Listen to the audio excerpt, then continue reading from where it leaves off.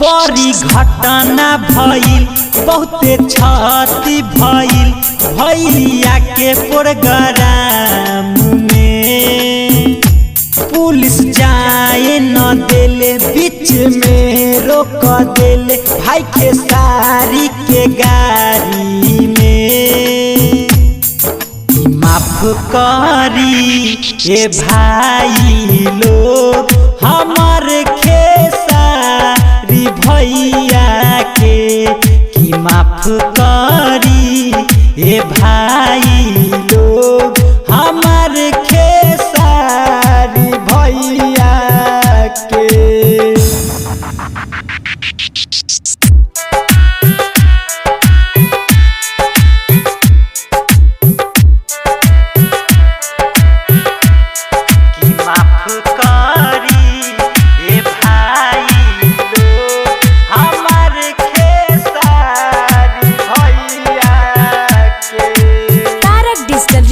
Studio Vaishali.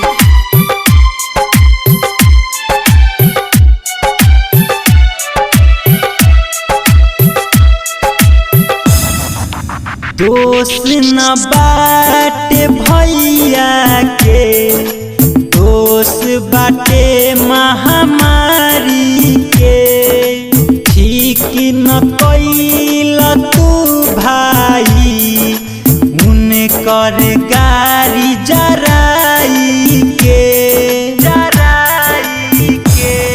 Nepal में भई बड़ी घटना खेसारी भैया के साथ में कि माफ करी ए भाई लोग हमार खेसारी भैया के।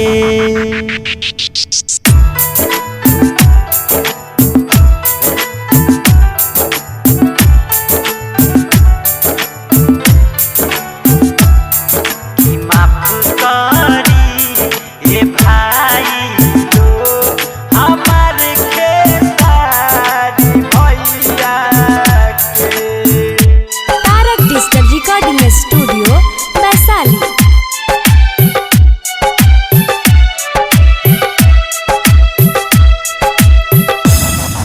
खेसारी भैया के साथे आइले माही मनीषा हो जानत न रहे कि उनका इतना हो छाती हो